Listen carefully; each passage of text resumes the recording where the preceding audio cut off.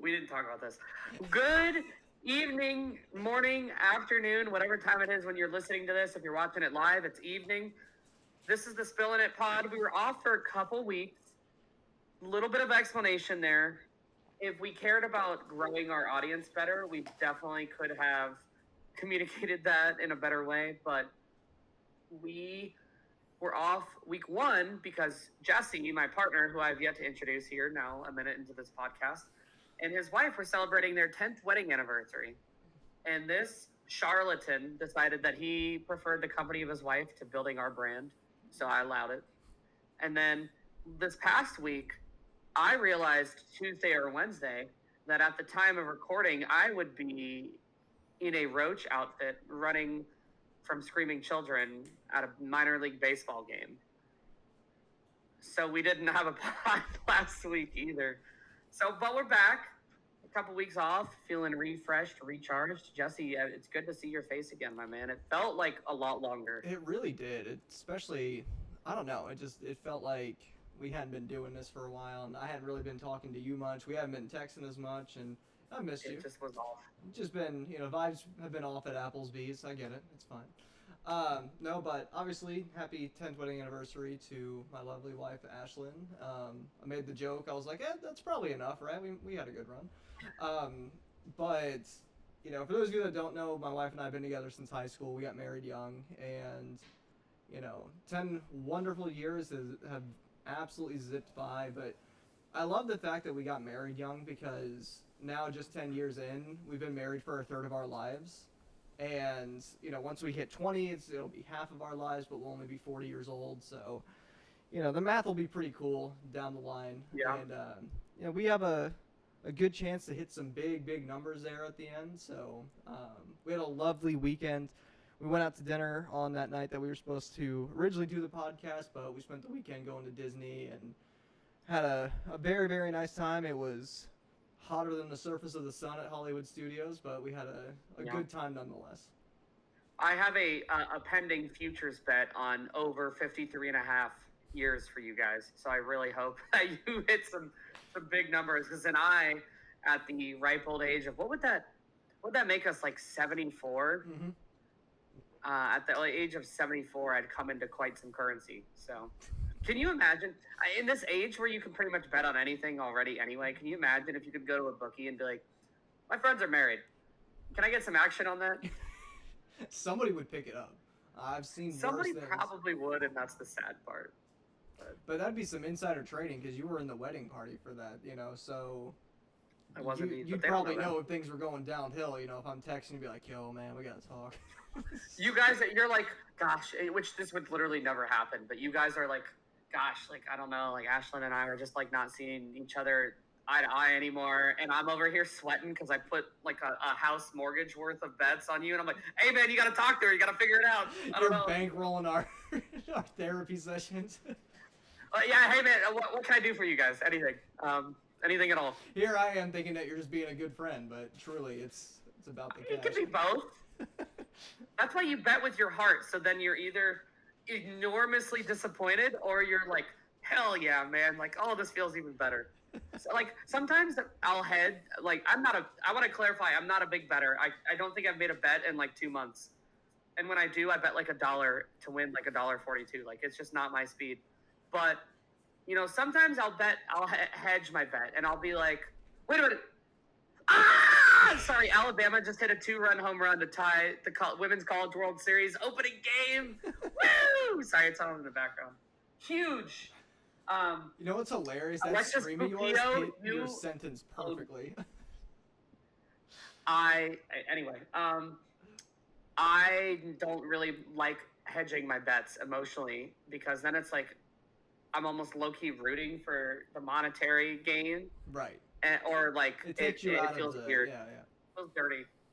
No, and we were talking about this last week, me and Ash were, about, I cannot stand it with the husbands that are like, oh, gotta get back to my ball and chain over here. Like, I'm sorry you hate your wife and your marriage sucks. Cheyenne hates ball and chain as a phrase. Like, it gives her the ick. I see it at Disney all the time where, like, the wife and the kids are wearing all the things that they're excited about, and he's like, I had to pay for all this. You know, the husband's wearing that shirt. I'm like, come on now, like, have some whimsy in your life. Come on. Just a little bit. Well, Jesse, we're like 10 minutes into this thing, and we haven't even started talking about any of our topics. So why don't we go ahead and kick things off? I guess this is the catch-up portion of headlines and catch-up. It's just more about specific things. Yeah. So you threw a couple headlines in here that I think both are worth talking about, and I would have liked to have talked about anyway. So it just depended on what set it was in. NBA playoffs, man. The last time that we were on this pod was second round. I think it was end of second round, end of first round, early second round, somewhere in there. You had some takes. You had some takes at the end of that one about. I did have some takes. I did say that the Lakers could be a sneaky, dangerous team, and then they got swept into the sun. Was hoping we had forgotten that one. Just like I'm scrubbing the internet. I'm scrubbing the internet for all evidence of our MLB preseason takes because I bet pretty heavy on a team that is maybe one of the worst 3 teams in baseball. But so where we stand now at recording, the New York Knickerbockers are in the finals. They beat the cupcake parade that they faced and made their way into the final. The Knicks are a very good team. I don't want to say that to be like I don't think they're any good. Their competition was lesser, but they are good. And then we've got the Thunder up 3-2 on the Spurs in the West, in what many have called the real finals. So Jesse, I want to get your take. Let's start with the East, and then we'll talk about the West, and then we can talk about the finals. Did anything surprise you about how the East played out? I mean, I'm sure you weren't expecting the Knicks to win 12 straight, but are you shocked that they're in the finals, or that doesn't surprise you? What are your thoughts? I'm not too surprised. I mean, this is a Mickey Mouse Eastern Conference title to me. You know how I feel about this situation. And I want to preface, I love the city of New York so much. It's one of my favorite places to go. We've gone there every year for the last 6, 7, 8 years at this point. Absolutely love New York City. One of my favorite towns. I can even get behind some of the other sports teams there, but I just cannot with the Knicks. I cannot handle the Knicks and having success. Just Knicks fans. It truly is. It truly is. But for me, it's not incredibly surprising. The win streak is impressive. I will give them that much. They are a good team, but I'm not going to sit here and pretend like this has been a dogfight for them to make it. They did what was expected of them coming into the preseason. I think the thing that I am the most surprised about is how quickly Boston fizzled out. I know, Tatum missed some time, but they were a very competent team for the most part, and that one I think I got completely wrong, honestly. Yeah, Jaylen Brown has done a lot of chirping for a guy who lost to the 7th seed. And to be fair, Jaylen Brown, great player, great season. Dog, you can't be doing all that. No. If that's how you're going to show up. No, Not absolutely. the worst statement or statements, I guess, I agree by anybody with some in the of Eastern Conference. Did you see what Harden said after the Honestly, Eastern no, Conference? I didn't. He said he thought they were still the better team. Look, if you have to play at least 6 games. If you lose in 6, but 2 of them are like final shot buzzer beaters, like if the Knicks had lost to the Hawks in 6, and the two of the Hawks wins were those CJ McCollum last minute shots, and the Knicks were like, we think we're the better team, but they just got lucky, that's fine. Or a 7-game series, you could say that. But, brother, you got to win at least a ball game. Yeah. To call yourself better. And it goes hand in hand with Kenny Atkinson had said, after game 3, analytically, we're up 2-1 if you look at some of these metrics. And it's like, well, in the real world, you're down 3-0.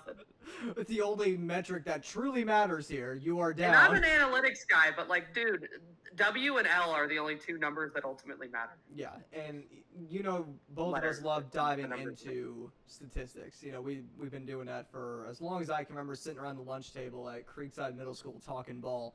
But at the end of the day, you can tell me all you want about the analytics tell a story as to how we got to a certain point, And yes, there's going to be statistical anomalies, but at the end of the day, if you're not winning, I don't want to hear a word about how you think you're the better team. You're the better team, go win the game. Simple as that. Just crazy stuff. But I'm with you, Jesse. I think preseason, we'd have to go back and listen to it. But I do think I picked the Knicks in the East. You did, yes. Actually.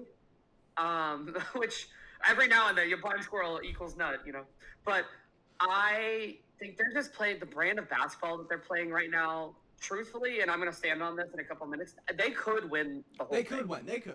The way that they have 6-7 guys just playing Nirvana basketball is just crazy. I mean, everybody understands their role. Yep. Everybody is just playing off their gourd.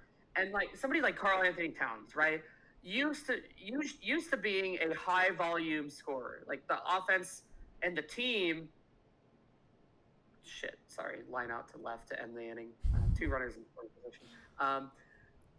He's sacrificed a lot of his offensive role, and he's doing the dirty work of rebounding. And this is the most locked in.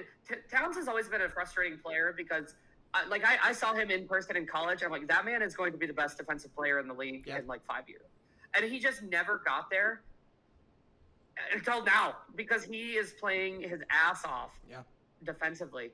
You've got Mikal Bridges, who just literally it does not miss. He's shooting like 70%. Absolute At one point, he was like 50 of 70 from the field or something. And you've got guys like Josh Hart, not going to show up on the box score always, but just there are words for his impact on the game.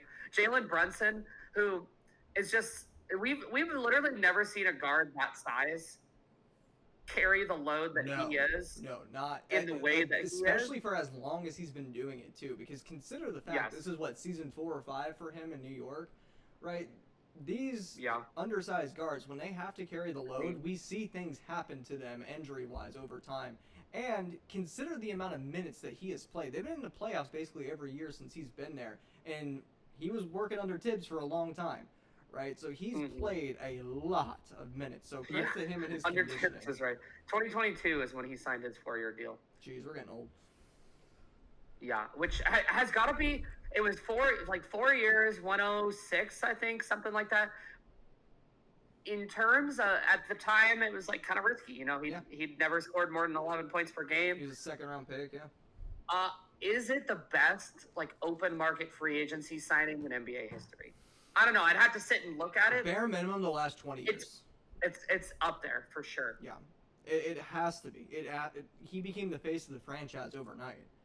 And I'm listening to podcasts that are talking about is he the best Knick of all time? And I'm like, I don't know, guys, quite yet, but it's at least a conversation. He wins the ring. The way I heard it phrased, I don't listen to the Bill Simmons podcast year round. Yeah. First of all, it's just long as hell. It is. I have a weird relationship with Bill Simmons where sometimes I'm like, this dude is amazing, and other times I'm like, this is a clown. Yeah. It just kind of depends.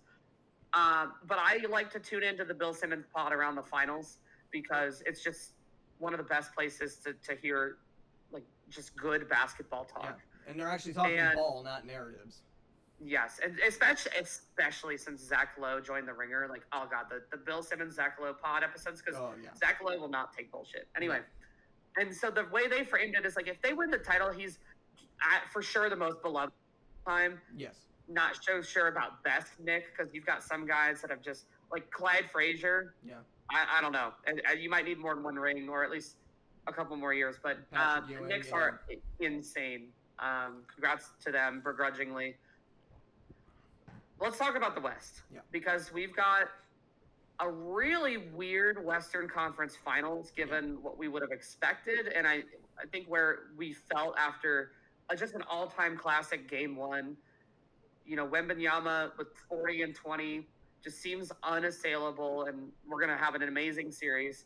And then we've kind of settled into a mostly non-competitive series. It's been weird. Where both teams haven't really showed up a ton at the same time. We've had a lot of injuries. The Spurs guards, De'Aaron Fox and Dylan Harper, have been pretty hobbled. Jalen Williams might just be done for the Thunder. I don't know. It's his 4th hamstring injury issue this season. And at a certain point, this isn't like Ty, right, where it's like a strain or an injury, Right. and then you're like, should he come back? This is like medical malpractice. I feel like if he comes back at this point, especially because they can You've win also- without him. Yeah, and AJ Mitchell out too for the Thunder. So it's kind of this weird shape. The Thunder are up 3-2. We've got Game 6 coming in San Antonio. Going on right Jesse, now. do you feel like there's more pressure on the Spurs to win at home or on the road? For this one, Like, if the Spurs are going to win tonight to keep it going, do you think they'll feel more pressure in this one or in Game 7? I think they'd feel more pressure in this one. I have long said that if you're down 3-2 and you can force the 7, you kind of take back the wind in the sails at that point, right? You have that momentum. And we saw that with the Pacers game in that Game 7 last year because they came out like they had the momentum. Like they were in the driver's seat. Obviously, we know what happened. We don't need to relive that. But you can tell the team that wins Game 6 most of the time by how they come out in Game 7. Because then all of a sudden that starts to creep back in. You have a travel day in between, and then you got to go defend home court if you're OKC. Now, with that being said, OKC is battle tested. They've been here before. I'm not concerned about them, peeing their pants on the way back in. I don't think that's going to happen. Do I still think OKC is winning the title this year? Yes, I do. And if I had to guess right now. That being said, I think it is far more detrimental for OKC to lose this series, especially with the 3-2 lead, than it is for the Spurs. The Spurs are, depending on how you view that roster, they're either ahead of schedule or they're right on schedule with where you would expect them to be with everything going on. And frankly, I think they're ahead of schedule, especially considering the injuries that they're dealing with right now. I think they've played some really good ball, and they're taking the defending champs to a deep series here, and that is commendable. When it comes to a potential finals matchup, I truly think if the Spurs make it to the finals, that's the Knicks' best chance. I think New York is rooting for the Knicks to win in this scenario because then they get to play some games in New York. That is a very, very different environment to have to go to New York and play. But I don't know. I think the pressure is on OKC more as far as expectations, if that makes sense. Sure. Yeah. I think there's a lot more pressure on the Spurs in Game 6 than 7 for a lot of the reasons that you said and kind of alluded to. I agree with your assessment. I think they're a year ahead of schedule. You could not have expected a rookie guard in Dylan Harper to be playing at the level that he is as a rookie. I mean, it's hard to put into context, especially for a guard, but having a rookie play crucial playoff minutes and not just meaningful, hey, he's coming off the bench and giving us something, but he's a key. They're not going to win this series if he can't step up and deliver. And you don't say that about a lot of rookies. Stephon Castle's a second-year guard. This is his first playoff run. You don't expect a lot out of that. Wembanyama, this is his first playoff run. I think winning a series, even though they were the seed that they are and had the season that they had, winning a series and then having a competitive second-round series, I would have still counted that as all right, that's great. Making the conference finals, I think it was a fair expectation. I think they're playing with house money at this point. Obviously, any time that you can win a title, and they certainly can, I think that makes upgrades the stakes a little bit, obviously, because you can win, and so you should win, and it would be a disappointment if you don't. But I think if you win, the pressure of potentially losing and ending your season at home is immense. And I think if you win that and then you go to OKC, a hostile environment, you win or you lose, you're we took the defending champs to 7, or it's we won in 7. Right. Finals-wise, I think the Knicks can beat either team. I really do. I think the Thunder, I think so too. Especially with the injury to Jalen Williams, but even without, I've been thinking a lot about this. Again, credit to Bill Simmons, I guess, because he also talked about this. But sometimes a team just gets red smoking hot, and it doesn't really matter if they're the best team or not. We literally root for a team that did that last year. I mean, the Pacers on paper should not have had a prayer against the Thunder and are a bad turn of the leg away from maybe having defeated them and done literally they were talking about it the most improbable championship of all time if we pulled that off. it's doable. It's is literally doable against this Thunder team. And the Knicks, again, like I'm not saying that I would pick them as a favorite, but I would still be rooting for the Spurs because the Thunder are battle tested, the defending champs. Yeah. They have a lot more to throw at your guards. I would much rather have Jalen Brunson being covered by Castle. Harper is a great defender, but he's a rookie. He is. Castle and Harper and hunting Fox, and then I would like Caruso and Lou Dort just choking you out and stabbing you Assaulting between you. the ribs. But I don't know, man. I think we're shaping up for like this is probably how everyone felt about last year's finals once it got going. In the beginning, they're like, yeah, this is over. And then once people realized it was going to be a great series, it was like, okay. Yeah. But like, man, I'm so fired up for this finals, no matter the matchup. I think do this is too. gonna be And a couple things here.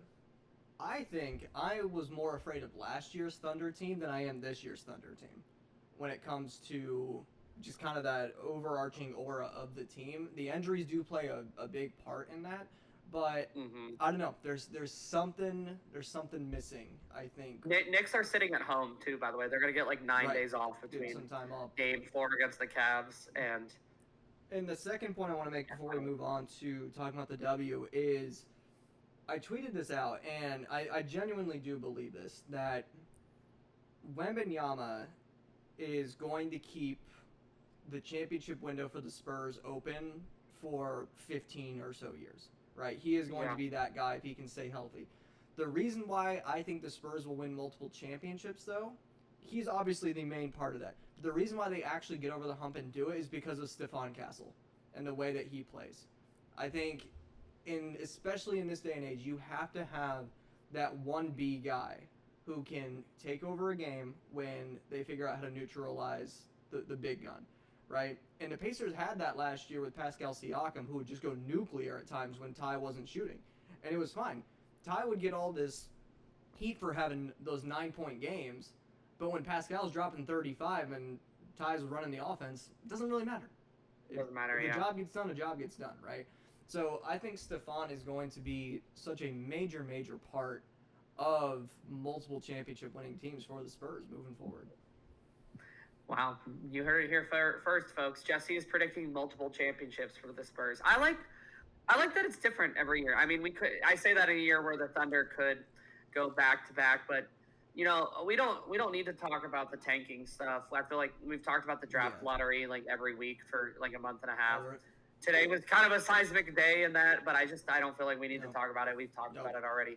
But and so some of the changes that the league has made have not been good, but I got to be honest, some of the second apron stuff and, you know, some of the payroll restrictions and the luxury tax, we're getting more variety in these championship series. It's not just LeBron and whatever and the Warriors anymore. You know, we're having a lot of variety, and which I think is good. It's a lot of fun too, you know, and I wish I could go back to after Game 3 of the finals last year. So that was the game that we went to, and just that was the first thing, because the first game was fluky, right? It was incredible. The comeback was awesome. Nembhard doing that sweet little step back, and then obviously the buzzer beater from Ty. But it was after Game 3 that the Pacers were up 2-1. That was the first time in my life that I legitimately thought we could win a championship. An NBA championship. And I think about that night so often because we're walking out of Gamebridge and I'm just like, yo, this could happen. This could legitimately be done. Absolutely crazy. Also, shout out to Tyrese Halliburton. He's back on the grind. Seeing him in the gym is awesome. Doing weights and stuff, posting videos. No longer has trench foot or whatever it was he had going on. Yep, we gotta get him back to healthy, and I need that man to be okay so I can be okay. Let's pivot. We're still going to talk some ball here, but we're flipping over to the W and a season that you and I were not even sure was going to think exist. Would happen. Underway. A lot of teams have played about 7 or 8 games at this point. Ben, what are your thoughts so far early in the season? I like what the Fever are doing. I do too. I think that the Fever are playing well. I think that Dallas has impressed me. Arike, I truly didn't know if they were going to keep Arike Ogunbowale. Right. They just, you've added a lot of guards in recent years. With the new cap, she was going to be one of your most expensive players. Oh my God!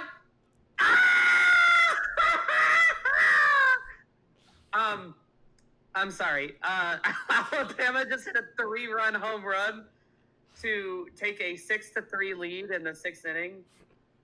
Guy, I'm sorry, Jesse. I'm gonna sidetrack briefly. This was one of my. I'll talk about the women's college World Series in a minute at the takeout at the end. But something that I want to talk about here, for those of you that listen to this pod that are not Alabama fans, we are historically an elite softball program. We have more women's college World Series appearances than anyone else in the SEC. We have only one national championship. In a lot of years, Alabama has a great team and then just can't get it done in the postseason. Montana Fouts has some of the highest Q score of any softball player. Those teams just never had clutch hitting to support her. This team this year is different because they have an elite pitcher, a great second pitcher, and actual timely clutch hitting. I mean, I went to a game in person. I have watched so many of these games, and it's unreal to just the way that they just respond every time. They are the national #1 seed in this tournament. Again, I'll save some of my wider softball takes for the takeout, but I'm having almost as much fun watching this softball team as I have any other sports team in my lifetime. Anyway, the WNBA. So the Fever and the Wings look good. The Aces are kind of iffy, but I think that they'll figure it out. Yeah, talent usually went out over a season. Yes, Olivia Miles has been awesome for the Lynx. She's been great. Which I could have told you that, but and I mean they're the #1 team in the country. I'm sorry, in the league right now. It's kind of sad. I don't know how you feel, but teams like Seattle, Phoenix, and Connecticut have been so steady for so many years. It's almost kind of sad seeing them at the bottom of the standings. It is.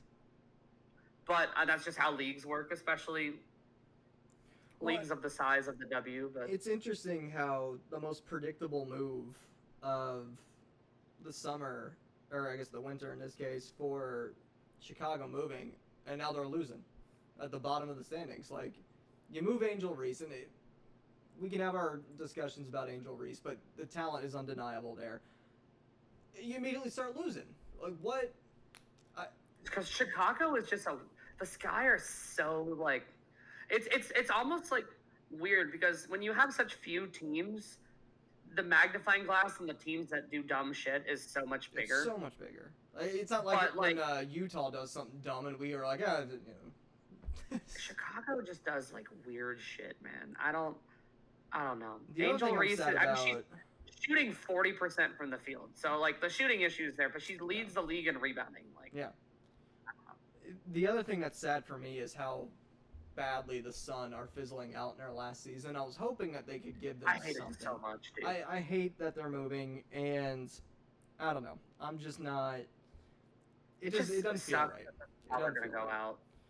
For the Fever, though, sitting at 4-2, tied for the second best record in the league. Currently the best offense in the W right now, averaging almost 94 points per game. The engine is purring, folks, and obviously you can the league's third and fourth leading scorers. Right, and you can obviously point to Caitlin. She's the engine that makes the entire thing run, averaging 24 and 9 this year, putting up some of those Halliburton numbers. But it's amazing that we have Kelsey Mitchell back. Elia Boston averaging 16 and 8 on the season already. That is just such a solid big three. Such a solid big three. Yeah. I think can go toe to toe with anyone in the league, frankly. When they're Leah Boston being your third option is just ludicrous because she was the #1 pick, a can't miss prospect. You knew she was going to be an all-star, and she's our third best player. Right. And Kelsey Mitchell's growth has been unreal. Absolutely incredible. One of the best things that's happened to her career was that Caitlin got hurt last year and she had to be the bell cow. Honestly, it's the craziest thing, but I'm happy that their games are complementing each other because I was worried it was going to be a little too much of similar, needing to have the ball. Want to give a shout to Lexi Hull shooting 50% from beyond the arc.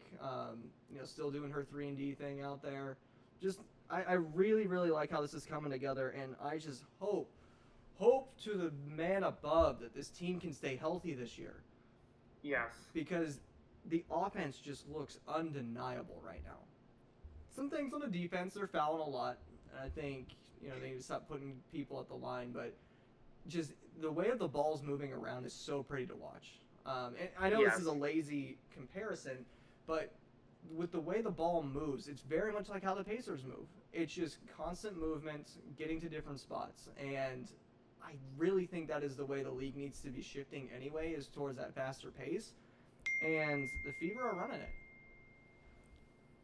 Absolutely. Yeah, I just hope, like you said, they made the Zombie Thieves made a heck of a run last season. I would like to see them do it with full strength. Absolutely. And right now, knock on wood, so far so good this season. All right, let's move on.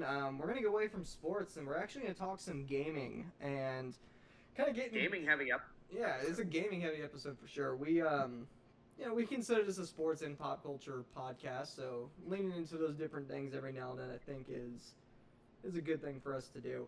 First game I want to talk about, and it's one that you've already touched on significantly on this podcast, is Tamagotchi Life. I see the light. I see it. I downloaded it after our last one. Brother, that game is hilarious. It's so stupid fun. It's so stupid fun, and the concept of you make your own comedy is like the best part of it. It really is. Like, if you're not having fun with it, you need to do some reflection on your end. That's on you. Yeah, you're not funny. That's a skill issue at that point. Game's hilarious. I put the whole family in there. We do have some drama on my island, which I named Buttered Toast Island. I don't really know why. Mine's Portofino, because I got it right after my mom was here, and that's where she had stayed. And there you go. I was like, I like it. I almost did Isle Delfino, but I did that for something else. So, got a little drama on my island right now, Ben. And let's talk through it. So, my sister-in-law, Alyssa, met up with Luigi, and yes, the Luigi you're thinking of. He's got his green hat and everything, walking around the island. Yeah, we have Link and Rosalina married on our island. Right. So, Luigi and Alyssa have, developed a relationship on the island. It's been really fun to watch blossom just kind of organically, and it's been amazing. Unfortunately, Alyssa's twin sister, Allison, has also developed feelings for Luigi at the same time. The year of L. L is real. And, I want to put my thumb on the scale a little bit, but I really just kind of want to see what happens here. We did get Ash and I married off, which was lovely. We also got Anakin and Padme married off, and I keep referring to it as the alternate timeline where he makes the right decision in Revenge of the Sith. So, Cheyenne and I are also married in our game, and the level of stress that sometimes I feel of like, God, I hope this game does not attempt to divorce us, because your Mies can get divorced. So we had told the game that we were related in real life as husband and wife, and that obviously helped kind of steer it a little bit. But I'm like, man, please just don't do this. We also we have a child on that island. We did too, yeah. Which presented the unique problem of what do we name the fake child? Because we have had lots of conversations over like names for real children. And they're names we like, but we can't use a single one in this game. Right. Because that will alter that name for us forever. So we ended up naming our child just a name. I find we're sitting there like, what the hell do we name this kid? Who just is like an uncanny valley mix of me and Cheyenne's Mies. And then also inherited some of our phrases, which is hilarious because some of them are very specific to me or Cheyenne. So I did a little editing of the phrases. But we ended up naming our child Lizzie. Okay. Which was not the first name I could think of that was not somebody we knew and was not a name on our list. So sorry to her, but it's just she's just kind of there, which is hilarious. I sent mine away. Did you? we kept Lizzie because I was like, she's our only child. Me, because to me, it's like, why am I gonna make a child? Yeah. There's no fun in that. Unless you have one in your life that like, yeah. Yeah, like if we had like a niece or nephew that was old enough and lived here and like played the game with like could be there, like we'd be like, hey, look, that's you. But we don't have that. So, That's you. Don't watch very closely at what they're saying. Yeah, no, I would never play this game in front of young children because of some of the phrases that I've introduced. Like one of the I made a treasure, and it's literally called a fucking gun, and it's a gun. Like I drew, it's actually pretty good, but like the characters will be talking about it, and it'll be like they're talking about the pros and cons of owning a fucking gun. And it's so funny. It's so ridiculous. I remember I sent you. Baby! Roll damn Tide. Can I get a Roll Tide? Roll Tide.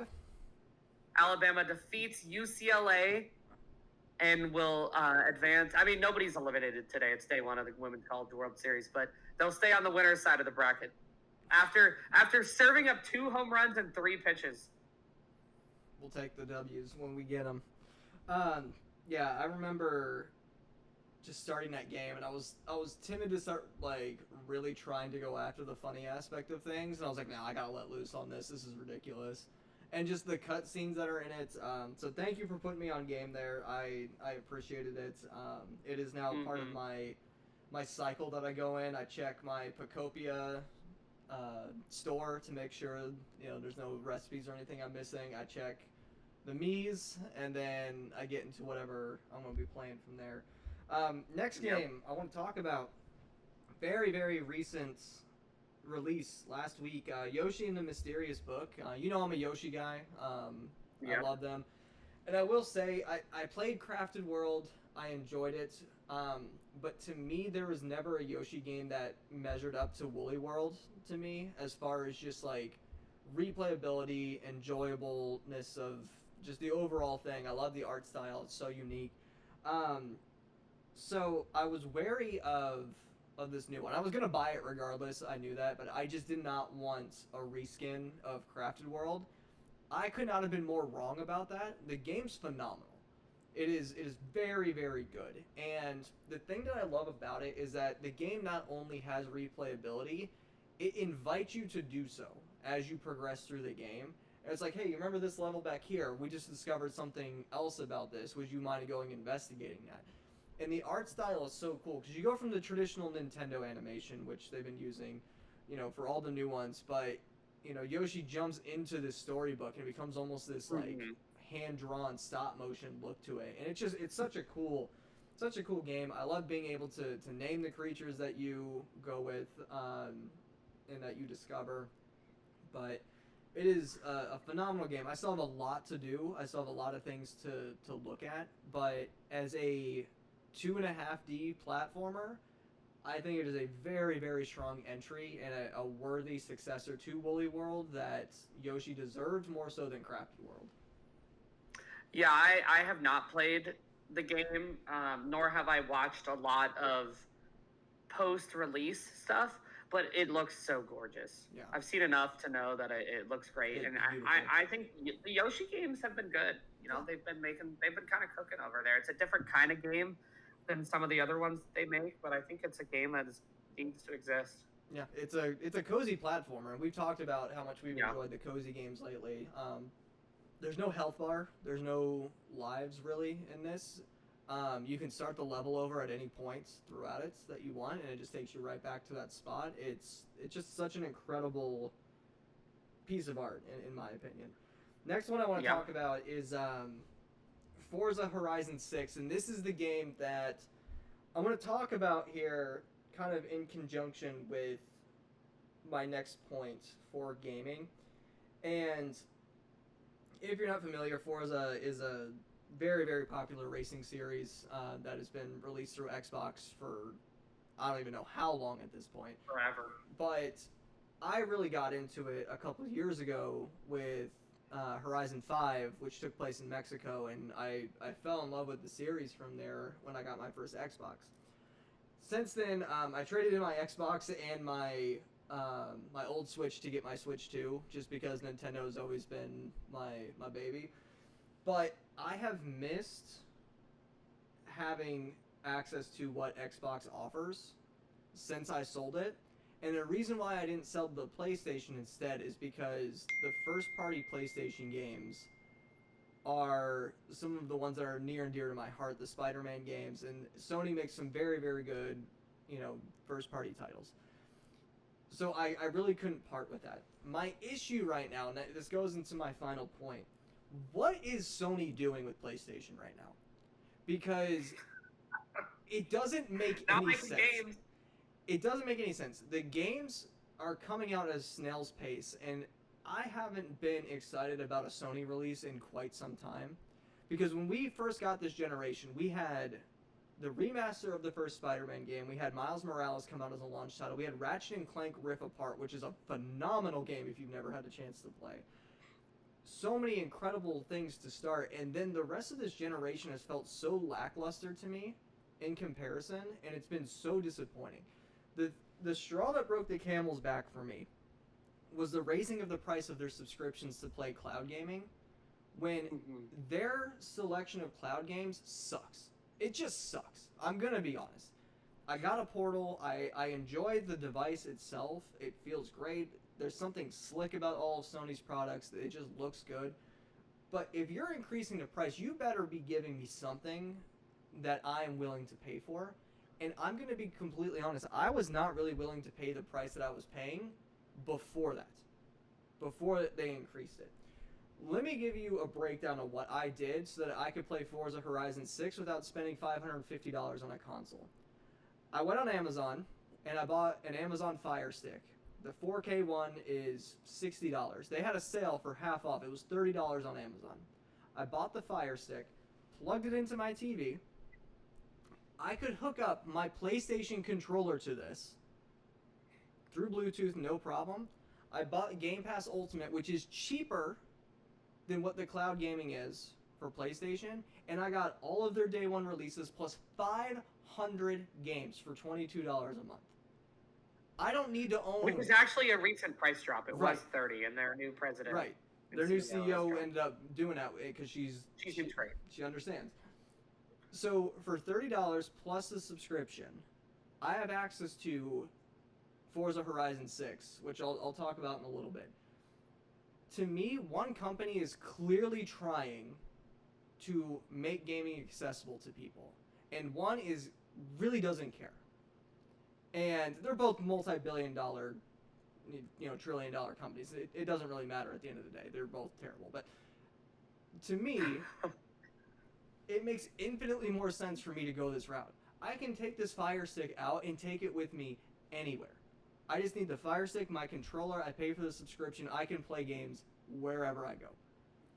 And the convenience of that is incredible. Because again, I don't own an Xbox. I have an Xbox account that I buy stuff on. And I can play it anywhere I go.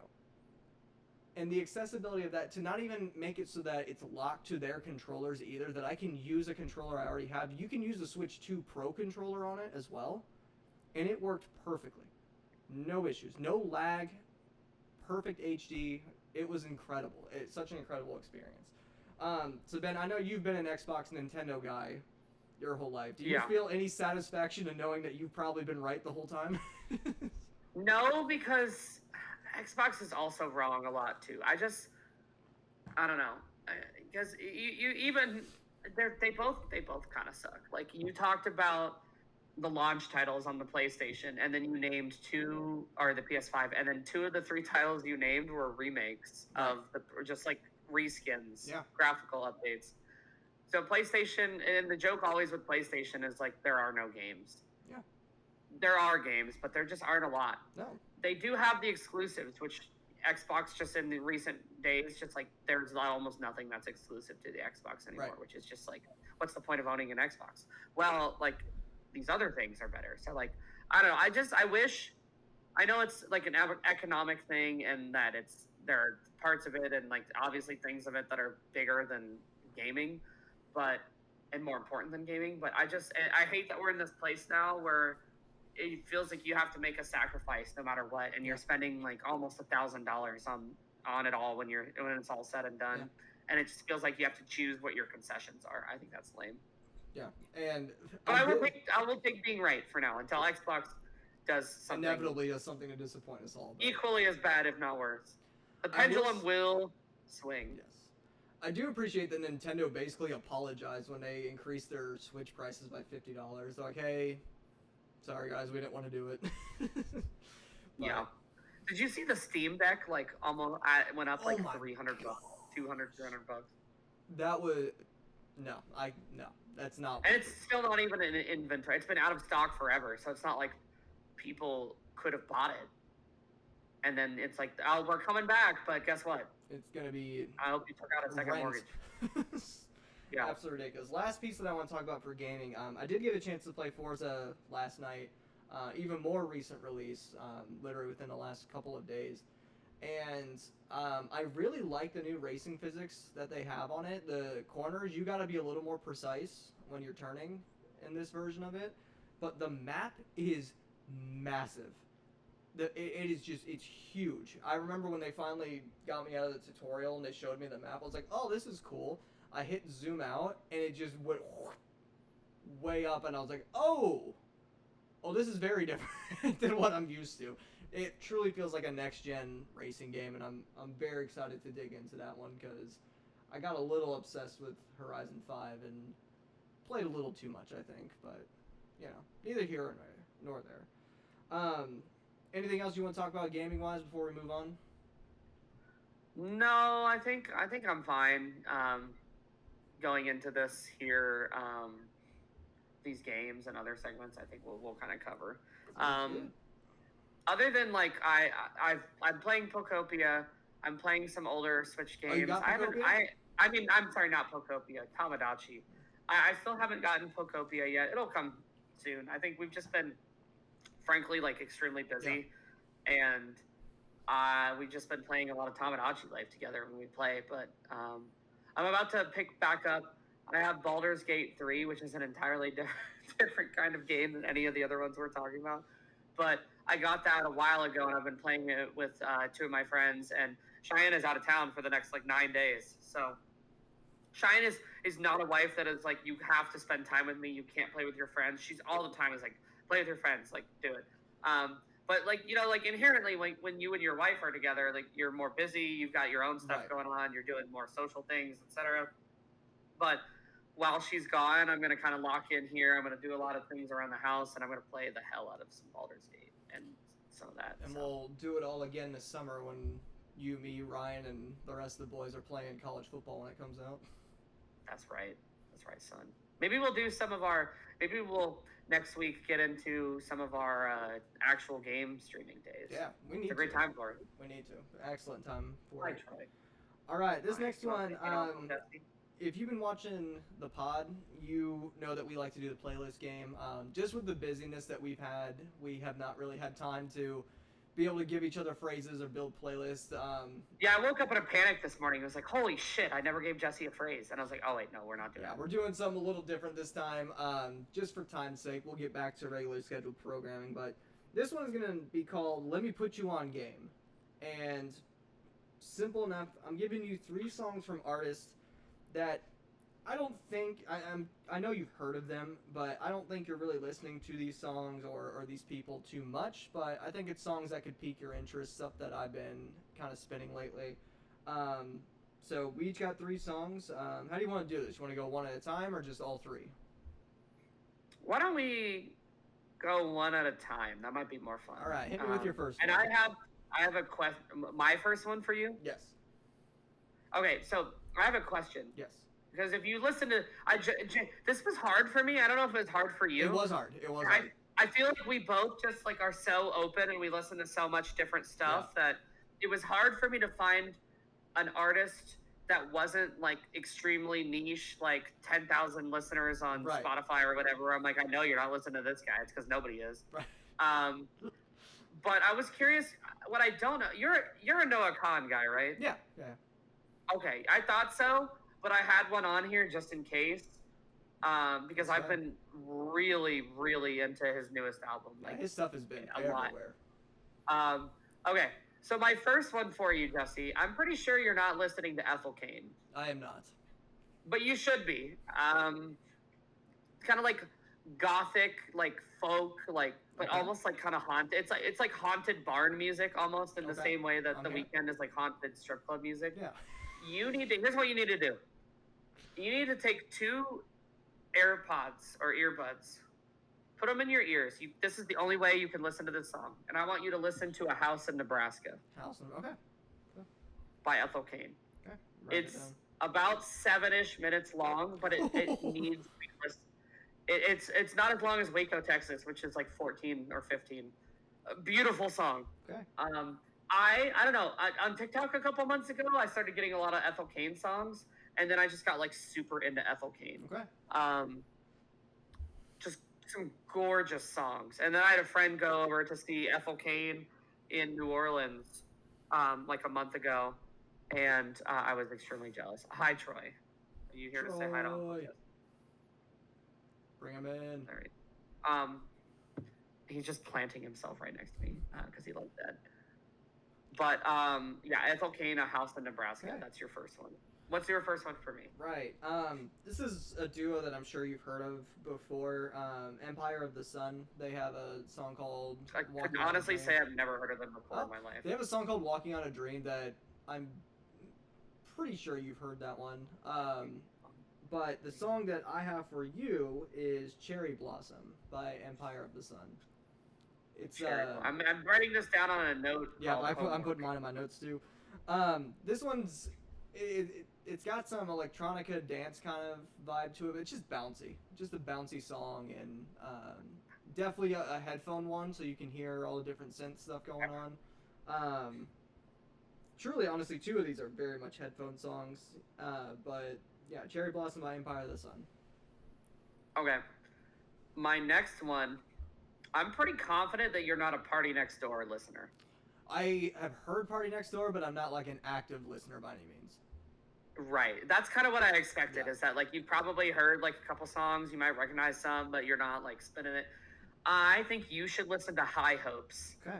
by Party Next Door. It's older in the sense that like it's not new, it's a couple years old. But I think it's very I listen to a lot of Party Next Door. But I think this one in particular is very like Glass Table Girlsy, Ooh, okay, okay. and I just think that you would enjoy it. Okay. This next one, I know you're a vocals guy, and I haven't really liked a lot of his solo stuff since he started releasing it, but his most recent album, I think, has some high points. But this one's gonna be Side Effects by Zayn, as in like the One Direction Zayn. Yeah. This one feels very much in like the Khalid realm of Okay. vocal things. With him, his songwriting has always driven me crazy because his vocal talent's undeniable. He's always been an incredible singer. His songs just don't quite land for me lyrically. This one, I feel like he's finally starting to figure out that piece of it. It's not like, it's not a deep song by any means, but I feel like it's a cohesive song. Okay. That's a good one. I'm doubting myself on this last one. I actually had, you know me, I had 5 options Of course here. you do. Noah Khan was like a guaranteed one if you were like, actually, I don't really know his stuff Yeah. as well, but I was pretty sure you would. And then I had 2, and I figured I would choose between one or the other. Okay, I'm going to go with, so obviously we all know how I feel about break-ins, but I don't think you're really I honestly it's just haven't dug in. Yeah, so that's why I assumed. It's like, obviously you're aware of who he is because we came to visit you as part of seeing break-ins and You ended proposing up to my getting married because the wife, concert was so good. other things. But I've been really he's a deeply frustrating individual because his last album came out in 2020, December of 22, and he hasn't really like done anything since. Cool. But that album is like one of my most core albums, and So I wanted to, and I've been listening to it a lot lately, and so I wanted to throw something at you. So I'm gonna give you Introvert. Okay. Breakins is like a hyper pop artist, and so there are a lot of his songs that are kind of that glitchy, like glitchcore, like type vibe. But Introvert is not one of those songs, and I think you would enjoy it more than some of his other stuff. Not that you're like opposed to that kind of music, but I think it's also just such a like an intensely personal song. Right. I like me. And I think you really appreciate like those kinds of songs. Yeah. Awesome. My last one is another recent, I want to say about 2 months ago release. And I know one of the artists you've listened to probably pretty significantly, but he's a feature on this one. The song is Two Car Garage by John Bellion and Swaley. And when I first saw they did a song together, I was like, their voices are going to be interesting together. I don't know how their styles are going to match up, but John Bellion is such an incredible producer that he makes it work, and it's just a bop. It's completely different than what both of them do separately, and they came together to make this kind of weird conglomeration of both their vocal styles, and it just works. I like it. Yeah, this was hard for me, man. It was hard. This was a fun kind of change of pace from the playlist game, because I feel like I'm like, you may know some of these, you probably don't know all of them, but this one, it was like tough. I was like, I had my other option. You're not a St. John guy, are you? I am a St. John guy, actually. Okay, well then I'm really glad. Yep. I was like, I feel like there's a chance Jesse knows him better than what was the song? Knows the Breakins discography. All I want is a yacht. Oh, yeah, that's great. Is what I was giving you. Yep. It's not my favorite, but I just think it's a really good like song. Yeah. All right. So, next game. So this one is my game that I came up with. The one that we're doing next is going to be Ben's. This one I'm calling Get a Load of This Guy, right? I laughed out loud. And this is a snake draft, because we can't go through an episode without drafting something.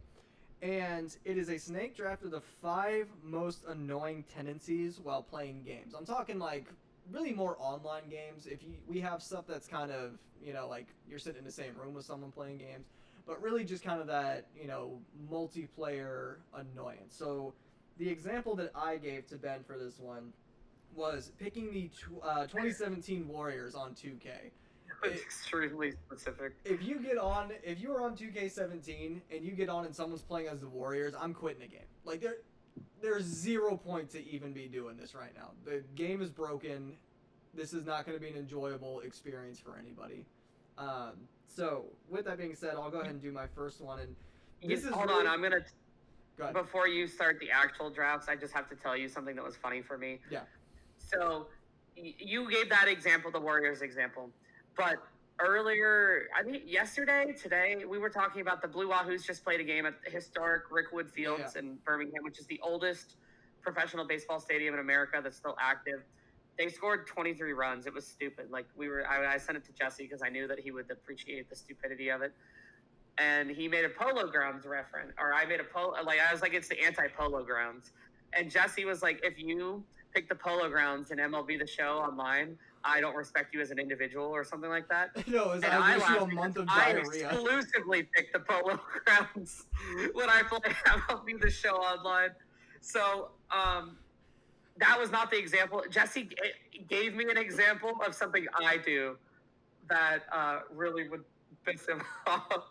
I think it's just such a kooky stadium, because I feel like when you pick Polo Grounds, it like makes it like a 5% chance of you being picked. If they're like, please, dear God, just pick like Chase Field or whatever. And instead, I'm like the Polo Grounds. And then the game's like, all right, well, we're not playing there. Well, with my first overall pick of this snake draft, I am picking, and I kid you not, this is my number one on here, is playing at the Polo Grounds at MLB The Show. You know what? That's what I get for not saving that story to the end. I stole all your thunder. Yeah, it's like 600 feet to dead center. It's like 150 feet on each of the foul poles. It infuriates me every time. whenever I play on it. So that is really that meme where the guy's like he's got the controller and then he leans in. That's me playing at the Polo Grounds just because I cannot let whoever's on the other side of this have any happiness because they have stolen mine at this point. That's really funny. It is. The bullpens are in left and right center field. Or no one said it's a well-designed stadium, but it's the way baseball is meant to be played. No, it's not. Alrighty, what's your first pick? My first pick, I feel great that I got the snake end of this, so I can make a pick immediately after, because you know damn well what my first pick is. My first, if you thought about it, my first pick, it's kind of a memorial pick, but it's making late game choices that result in a guaranteed CPU victory in games with other human players. And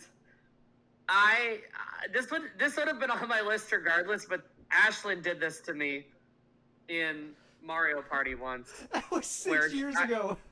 I was going to win, and then instead she she was like stealing a star, or I forget the specifics. I just remember who I was and who did it to me. And there was like an option where it could have been like random, and like one of us might have had a chance. But instead, she did it to guarantee the CPU would win. And it has burned in me since that day. So I'm just like, look, if we're playing together against the CPU, Ashlyn in the chat, if we're playing together against the CPU and the CPU beats us, whatever, that's fine. But like picking the robot to win, that pisses me off. The funniest thing was like, I thought we were having a good time, just some good old fashioned riffing. And then about like 10 minutes after, you still weren't responding. And I'm like, oh, he's actually mad about this. I was actually mad. I was so irritated. That was such a good trip, though, when you came and stayed at our house. That was also the time I almost ran you over with my boogie board. You were standing on the shoreline. Both of these things did occur. Ashlyn, it's okay. I have forgiven you, just not your choices. All right. So my second pick here in the snake, I need to do something to mark. I brought 10 options to the table. So I would be prepared no matter what you took.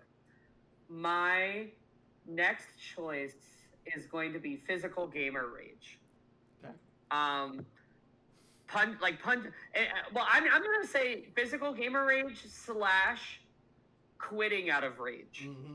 Because I think those kind of go hand in hand. Like they do. Slamming your hand on the table, or just like being like, this game is shit, and like quitting when we're like playing a game together.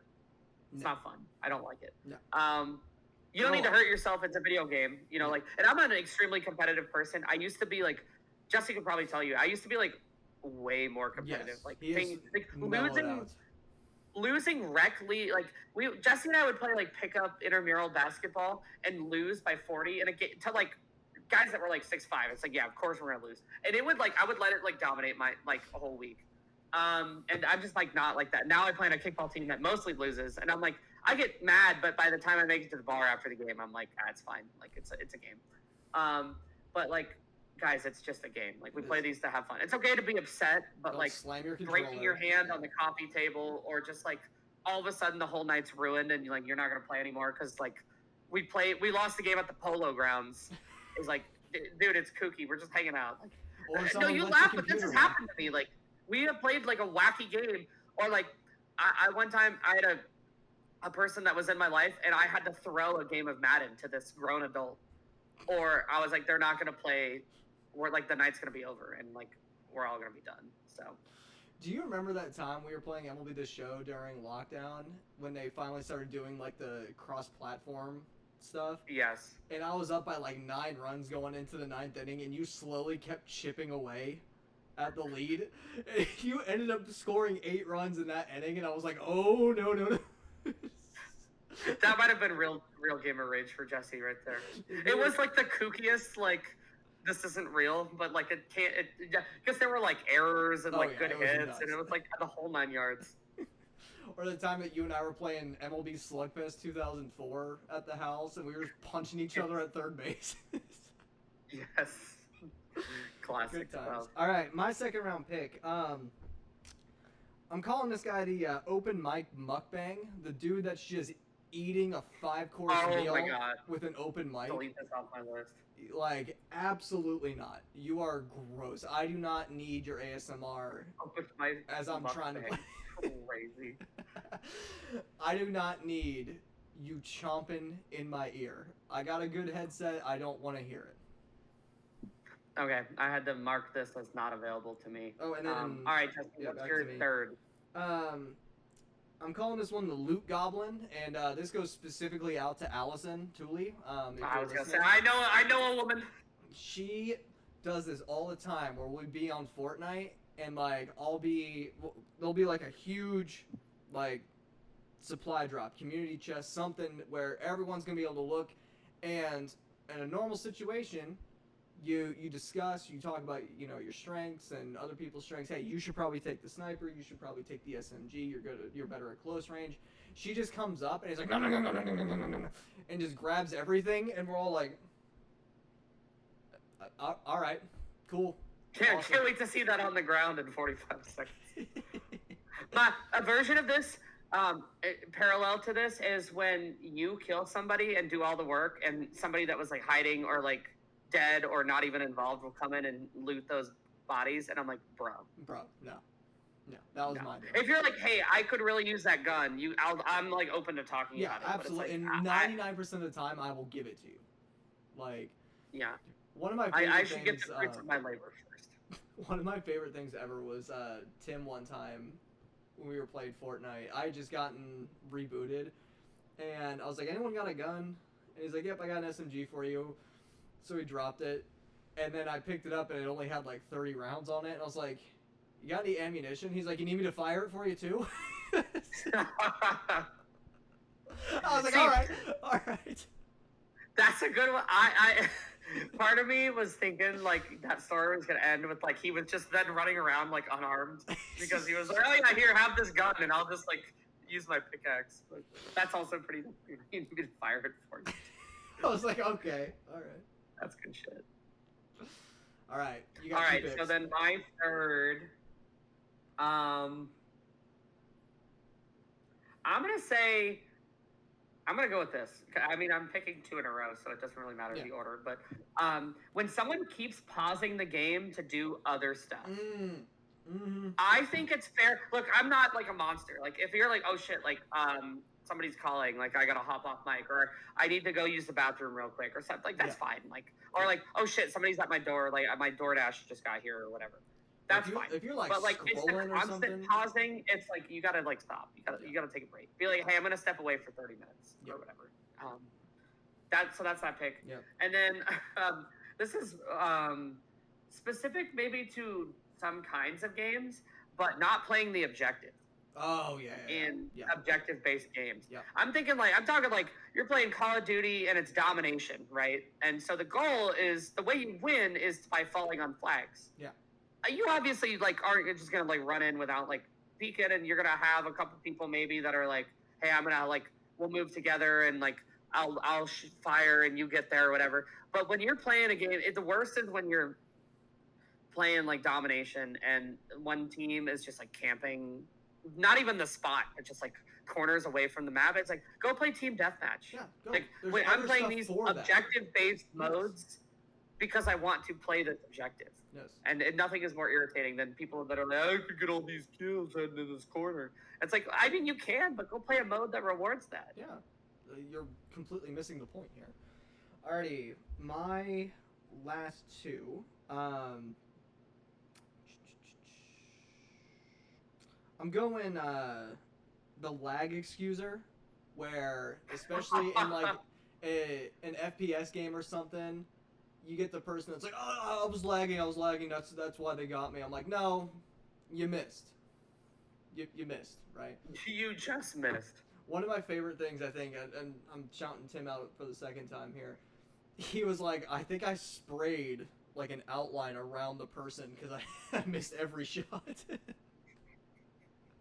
Oh, I respect that so much. I respect it so much. Pre-painting the chalk outline for the authorities. And then I got a couple of them here. One of them's just petty for me more than anything.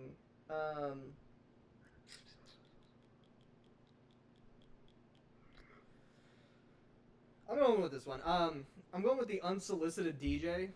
It's someone that's just playing music out of their just terrible Bluetooth speaker in the background. Like, because a lot of times, depending on the game, like, I'll have my music on in my headphones, like through Spotify or something, just at, like, a low level, so I have something, you know, kind of going, or I'll have it out in the room. And if someone in the party just playing some trash in the background, especially if it's bad music, I'm like, what are we doing? What are we doing? No one asked for this. This is crap. Yeah, I think just like excessive background noise in general is like a lot. My one that I cut here that was petty, I'll go ahead and share it anyway, was choosing Mario as your main in Mario Kart. There's nothing wrong with it. It's just like, you ask someone who's your favorite Harry Potter character, and they say Harry Potter, and you're like, okay. Harry Potter. Yeah. Alrighty. Alright, this next one, Ben, you want to introduce I'm going to piss off people probably, but like Anakin cannot be your favorite Star Wars character. I'm sorry. Ashland's about to go fire off in the chat. I'm sorry. You're just a boring person if Anakin is your favorite character. You could love Anakin. He could be one of your favorite characters, but like in a world filled with as many unique characters as Star Wars, like being like that's the main character. That's crazy. Okay. My last choice here, I'm gonna go with hacking on old games, especially like any game really, but especially old games. My brother and I used to, when we were younger, we would play Call of Duty 3 together because you could play couch co-op. Yeah. And at this point, the game was like 4 or 5 years old. And the only people that are playing it are just people that like really liked that particular game. And we played this game against this guy who had made himself invincible, and so he would kill you on both teams. Where's the fun? This was a team-based mode, but then he was a medic and he had like fast revive, so he could just like tap a button and revive you. And because the way this particular older game worked was you couldn't like. If you got revived, you got knocked out of the menu, so you couldn't quit. So essentially, he just held everybody in the game hostage until you were dead long enough where you could squeak out a quit game. Like your only other alternative was literally firing off your console. And it's like, bro, like you shouldn't cheat like this anyway, but especially like on this old ass game, like people that are here because they want to play this particular game. And I hate that. The only time like this isn't even cheating because it's an option in the game, but like I'm playing by myself, so it doesn't hurt. But like sometimes if I just want to burn off some steam, like I'll get on 2K and turn all the sliders up and then just dominate Jalen Brunson. Like that's it's a good time. No one gets hurt doing that, but that's not cheating. Those are game settings, and it's against yourself. Right. Where is the fun in doing that? Like I could never get satisfaction of playing like that. I would rather lose every game that I play in a night than to play like that. Like see, I feel like that guy probably had the time of his life, but it's just so like obnoxious and like selfish. Some of my honorable mentions and options that did not get drafted: spamming special moves in a fighting game, even though I do that sometimes. I also had like screaming at you, aka screeching kids, but I don't really do games these days. You don't really have to deal with that as much. No. I have spoiling games that you're in the middle of playing. Oh, that's the worst. Is really annoying. And then I also had not playing your role. Yes. Which is similar to not playing the objective. On, like, Marvel Rivals. Oh my god. Yeah, and like Rivals or Overwatch games, it's like I do not want to see Mercy out there with her Glock at all times. If she better have some healing ray. Leading your team in kills, something has gone horribly wrong. Yeah. And then my I had like slurs, but I felt like that kind of goes without saying. Yeah. So I didn't end up including that. All right, our last game here. Take it away. You explain, one, how you came up with this, and two, what we're doing. How I came up with it was off the dome at 6:40 Central Time for a 7:15 podcast. Because I was like, I guess I should probably come up with a game, huh? And it was literally just off the dome. Like there was no rhyme or reason to it. I just had the idea and thought it was fun. So we're playing. I'm not married to my name, but again, I really had about 60 seconds to name the game. Florida man or fake fan? So Jesse and I came up with 5 pairs of headlines. One is a real news headline about a Florida man, and the other is one that we made up. And the other player has to guess which is which. I had way too much fun doing this, and if I had... I knew it was a great choice for us because... We're both Florida men. We are both Florida men, but also we just love coming up with deranged fake things. Can you believe Ash and I moved down here? It was this week 8 years ago we moved to Florida. That's crazy. But this one has some replayability, because there will never be a shortage of Florida man stuff that we can discuss. But I'll go ahead and go first. So the 2 headlines, you got to pick which one is real here. It is Florida man covered in mayonnaise threatens day of reckoning upon concerned Wendy's patrons. That's number 1. Okay. Or is it thong-wearing elderly Florida man didn't do himself any favors by telling the officer to, quote, jump rope for me, baby doll? I think it's the jump rope. You think that's the real one? I think, no, oh no, the real one is the mayonnaise one for sure. It is not. I think. The jump rope is real. It was the didn't do himself any favors part. I was like, that's why I was like... That's good. Day of Reckoning with the mayonnaise is great. That was a spin-off of the, do you remember when the, disgraced Papa John had 40 pizzas in 30 days, and he looked like he was sweating. He looked like he was sweating the garlic sauce that the pizzas come with. He was like, there will be a day of reckoning, and then COVID happened like a month later. You just pulled this out of your ass. Your brain needs to be studied by science. Okay, Jesse, my first one. Are you ready? Yes. Florida man in "No, seriously, I have drugs" shirt arrested for possession of drugs. Or Florida man sues Publix for not offering BOGO deal on beer. I'm going with the drug shirt one is the real one. It is, in fact, the real one. Those are both excellent, though. Thank you. I liked the BOGO on beer, lawsuit. I thought it was funny. Alright. So, this one starts off with a quote. Not my fault the truck don't surf. Florida man arrested after driving car into the ocean. Or, a Popka man sues Bojangles for, quote, soggy, pathetic french fries.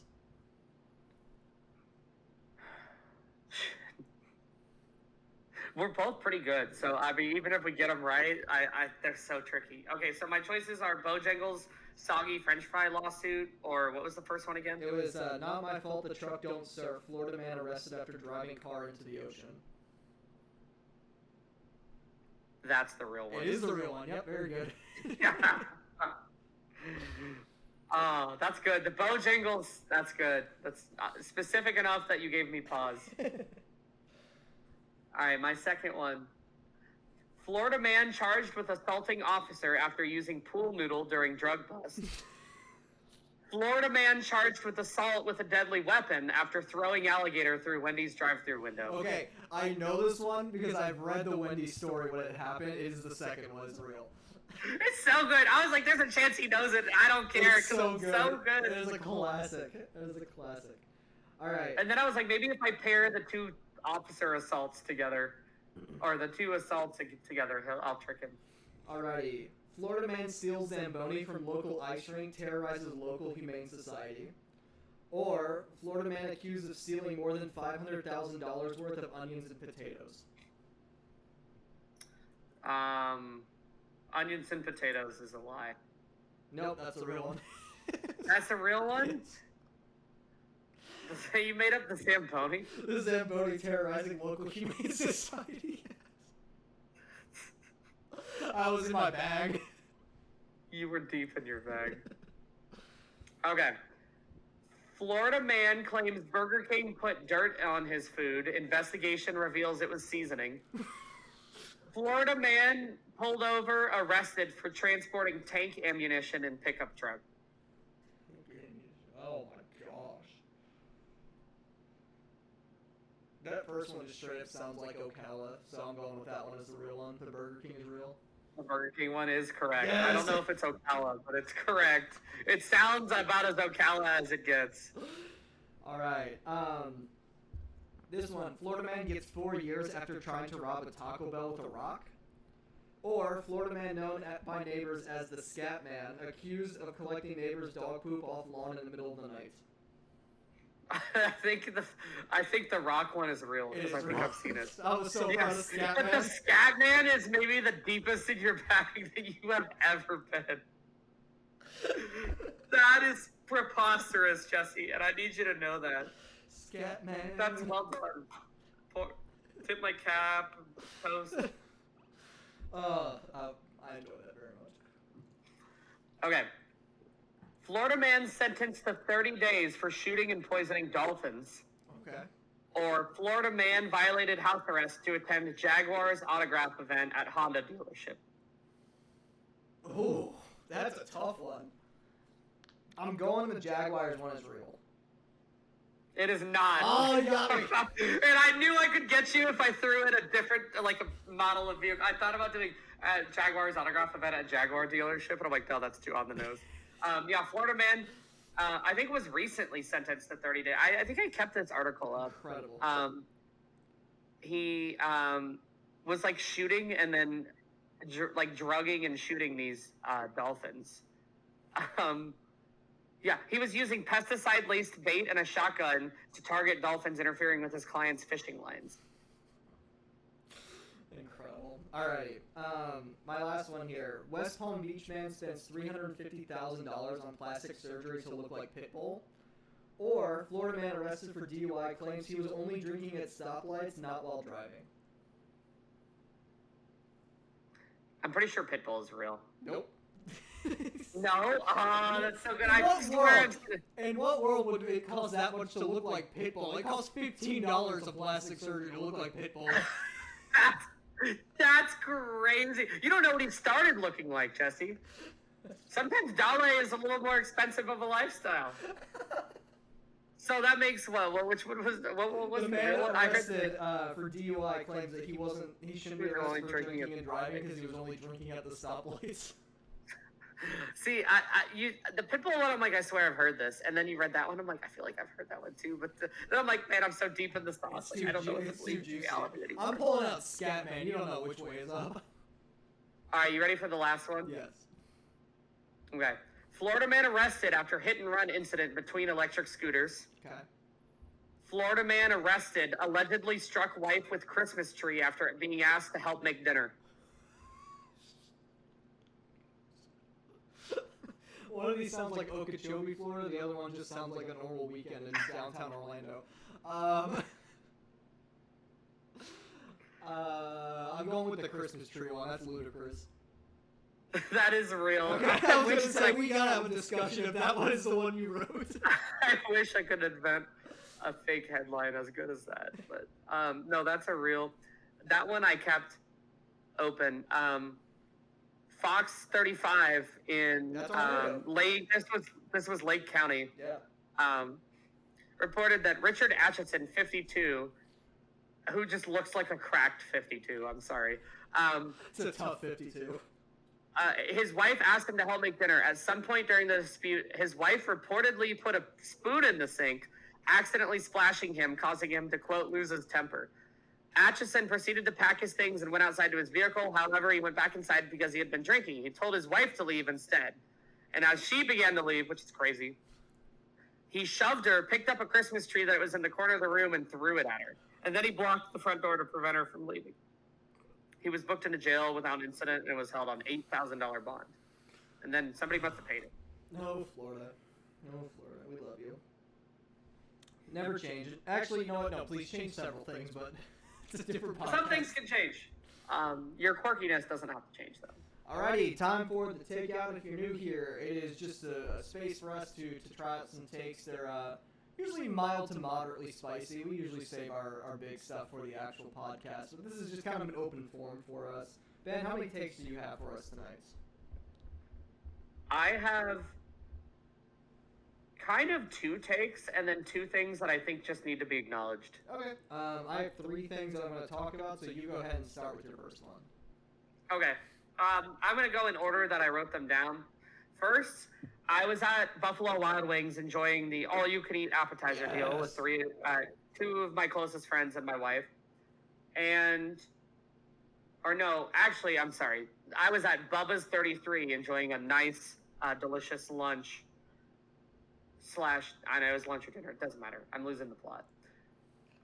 The United Football League was on one of the televisions. Couldn't tell you which teams. And we get there, there's a punt, and the punter gets deleted from the face of the earth. But it's clean, I guess. There's no call that comes. And then the punt returner returns the punt for a touchdown. In the process, absolutely snatching the ankles of the punter who was the last man to beat. I'm like, this is the worst play of this punter's life. Oh no. And it's on a TV in the corner, and so I'm not listening. I see the guy scoring. His name was Scoot Jackson, or it was some That's a ridiculous UFL name. Yeah, it was the quintessential UFL type name, or Sparkles Johnson, or some Sparkles Johnson, or not stupid name, but a stereotypical UFL player name. So I look away. I eat some of the appetizer or whatever, and I look back up, and the play has been challenged. Oh. And I'm like, what could you possibly challenge on a punt return? And to this day, I really don't know. But they won the challenge and overturned the punt return touchdown. And the TV broadcast was zooming in on what might have been a block in the back. And so I'm like, are they challenging a block in the back on the punt return touchdown? And I still don't know. But I just wanted to acknowledge that they're doing some weird shit over in the United Football League. And it needs to stay the hell away from me. And they challenged a punt return touchdown and won, and so then the team had a touchdown. Instead of a touchdown, they had the ball at the 40-yard line. Oh, that's bull. I'm gonna look it up while you start talking. Alrighty, this one's pretty quick, so I'll be right back to you here in a second. The term "go big" Lucky or go Jackson. Sorry, his name was Lucky Jackson. That's pretty bad too. The term "go big" or "go home" sucks because when I am out and about. There is nothing else I would rather do than go home. Do not give me that option. I will go home, go to a nice, relaxing gaming session with my wife and my dog sitting there or watching some sports on the tube, eat my own snacks in my own element. Do not threaten me with a good time. If you tell me go big or go home, you will not see me again for the rest of the evening. That's hilarious. Hold on, I'm looking. James Robinson played in this game. Oh, nice. Tariq Black, wasn't he an IU receiver? He was, yeah. Yeah, he was in this game for, I think, Louisville. Okay, this article just says after Lucky Jackson's overturned punt return touchdown, but do they not understand that I don't? Why was it overturned? Teach me. Hold on. Record-shattering. I am really... A successful something called a super challenge. Overturned the score due to an illegal block on the return. That's preposterous. Nah, that's wrong. Okay. My next one, I just want to acknowledge for the record that the Indy 500 remains the marquee event of the year. And I was the closest finish in 500 history. Insanity. And I was trying to put into context, not just the closest of the finish, but where the pass was made. Insane. Is insane. I was trying to put it into context for my friends and for Cheyenne who are not Indy 500 people. And I'm this is not the part of the track where passes are made. No, it's next to impossible. It's a tunnel. It is extremely difficult I've seen to pass it a driver twice, right there. It was the two best races I've ever seen. Right, and I'm absolutely preposterous. Congratulations to Felix Rosenquist on his win. You're a sick man for what you pulled off.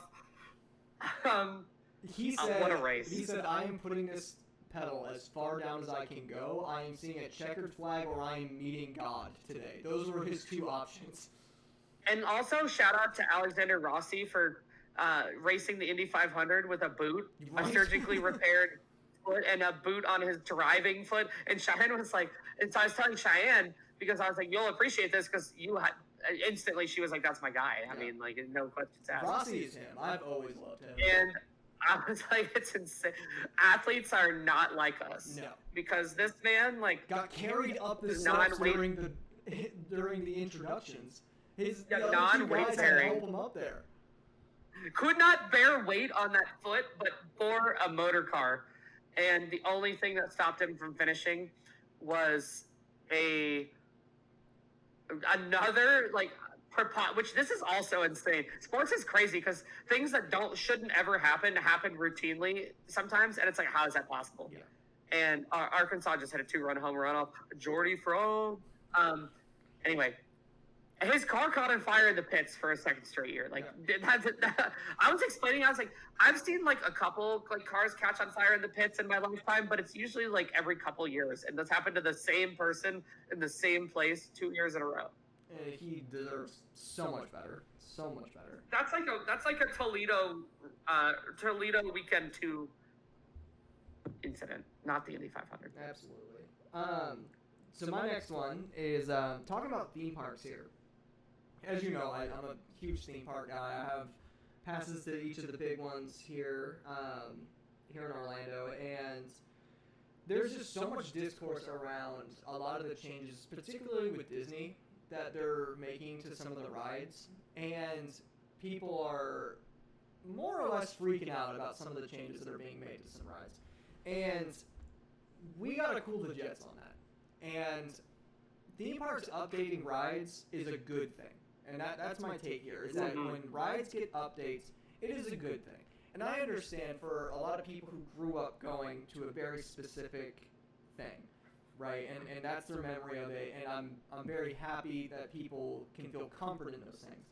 However, what's interesting is that people keep trying to puppeteer Walt Disney in this scenario, where they're like, right, this was his, this was his, this was his. And a lot of the times it's just wrong. And I saw it again today because there's a headline, the Carousel of Progress is getting updated. It's getting updated and it will start with the moon landing. Saying there's going to be a great, big, beautiful tomorrow. Yes, and it's actually going to be about tomorrow. And it's starting with the moon landing in 1969 and is going to move through decades from there.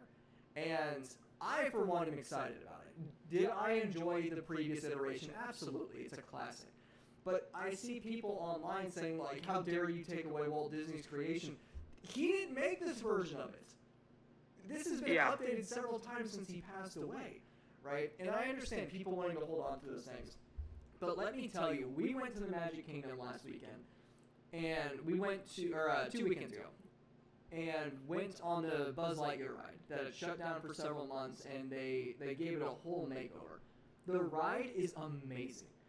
If you've never been able to ride on it, it used to be that the little blaster thing had this really sticky button that would work a third of the time, and it would have this little dot that would come out, and you would hit the little Z's and everything, and it was charming. It was a lot of fun. But the update now, the blaster comes out of the holster. You can turn it wherever you want, and you get shot feedback. If you hit the target, not only does the target turn red, your blaster turns red and vibrates. And you got to. It's just amazing. It's the same concept of the ride. It's just updated. It's fresh. It's enhanced. New. And I know a lot of people were upset about the Rock and Roller Coaster shutting down, but sometimes it's just time. And the thing that I've always loved, particularly about the Disney parks, is that they've always been having that theme of tomorrow, of what is next, what is the next thing.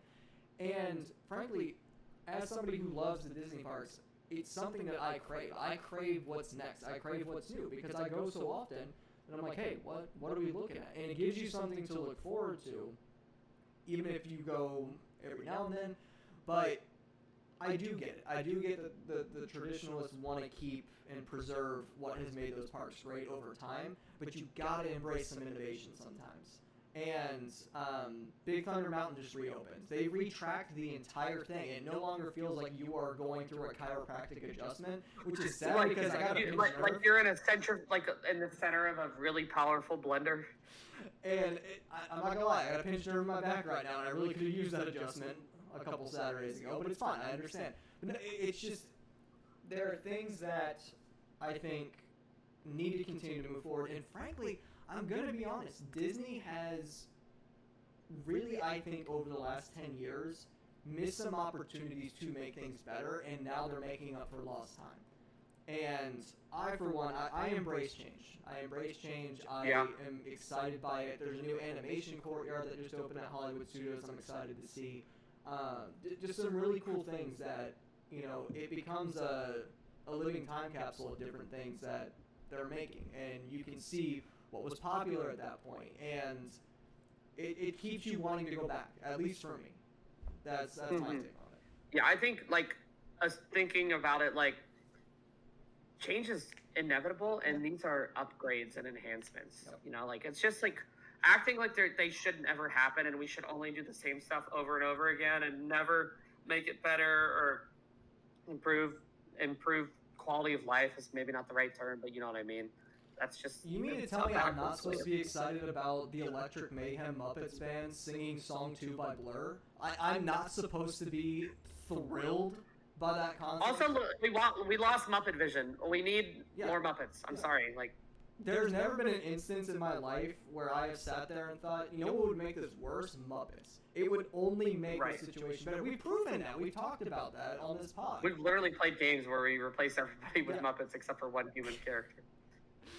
All right. What was the really deranged one that I did? Oh, you had some dark ones. Was it John Wick? I think it was John Wick. Honora was one of them, I know. Yeah. The Honora one, that was the one. Oh my gosh. Okay. My third one is another just like, I just kind of want to acknowledge it because I think it's cool and fun. And then you'll go, and then I'll have one last one. I don't know if you know much about Tekken, Jesse, the fighting game Tekken. I've heard of it. I haven't played. Okay, it's just like a Mortal Kombat or Street Fighter where, you know, it's like side to side and they're fighting and they have some moves, and the stages are mostly kind of cosmetic, right? Like there's like different like stage interactions where like you can, if you hit RB here, like you'll throw them against the wall or whatever, but like it doesn't really change the gameplay. Right. And for a long time, an internet joke has been like one of the Tekken stages should be like a Waffle House parking lot. No way. For like a long time, that's been like an internet joke. If this is going where I think it's going, I'm buying it. And it's not going quite where you think it's going, but close. And you know, it's always been this joke in the community, whatever.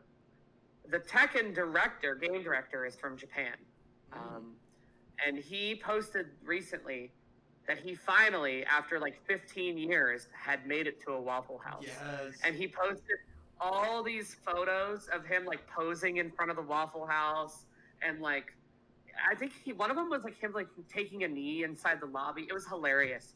But he also paid the waitress like $3 or $5 to take the menu home with him, which people were also like, bro, she definitely would have just pocketed that, like, right. Because he was like, the waitress sold me a menu, and it's like, nah, bro, she just made a quick buck off of you.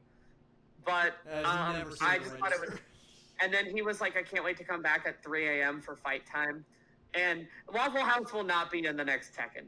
But I just thought it was like a really fun, like, crossover of like a great pop culture moment of where people make that joke. Like, I've seen so many memes of like Vegeta landing on a Waffle House parking lot and being like, I was told this place had fighters, or, you know, like, I just think it was so funny. Yo, fully staffed Waffle House crew would go toe-to-toe with the Avengers. I firmly believe that. Here's the thing. Shine and I were talking about this the other day. The Waffle House is near us. Like, there's never going to be any fights because they're all, like, mostly, like, younger people, like, working, like, college jobs or, like, you know, like, we're just, like, doing this for, like, a little bit extra spending money or whatever. There's not enough, like, grizzled vets. Mm-hmm. So I think they need to start starving the employees. You don't get to eat during your shift. And also your shift is longer. And then eventually, you know, you starve them out. Then you start you feel a little less chipper. You know, your fuse is a little shorter. And then that punk on the fryer says some shit to trigger you. And then it's go time. All right. We don't have enough, like, 55-year-old lifers who just can't stand that bitch on the other side of the restaurant. Like, we don't have that in our area. We've got the quirked up white boy Waffle House employees. It's just starve them out. It'll change it. We'll get what we want. You have said that I have said some of the most ridiculous things in this podcast history. Nothing ridiculous about what I said. You just advocated for starving Waffle House employees in order to lead to more. Not to the death, but just during their shift. Like, you don't get to take a break and eat. All right. That's all. I need the record to show that I am not pitching a perfect game anymore.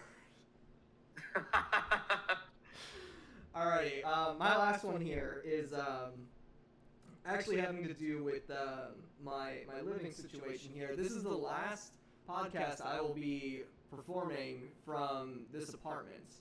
And Yeah, it is. I will be moving out of downtown Orlando. I'll be moving to one of the suburbs closer to my work, and also the work that my wife is joining me. Remind me which suburb? It is in Volusia County, known as DeBerry. Volusia County. Yeah, Okay. so it's a little further north of the. Like as in straw? Yeah, it's like It's more north. Yeah, it's north of Sanford. Yeah. Okay. On the other side of Lake Monroe. So, I'm very excited for this move. It is super quiet. We're actually right next to a nature preserve, so everything is very, very quiet.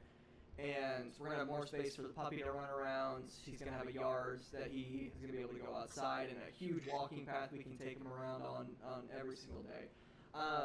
It is the right move, and there's no doubt about any of that. But we've spent the last 5 years in Orlando, and we'll still be in an Orlando suburb and in the metro area and have access to all of the fun things in Orlando. But this city has meant so much to not just me and Ash, but you guys as well.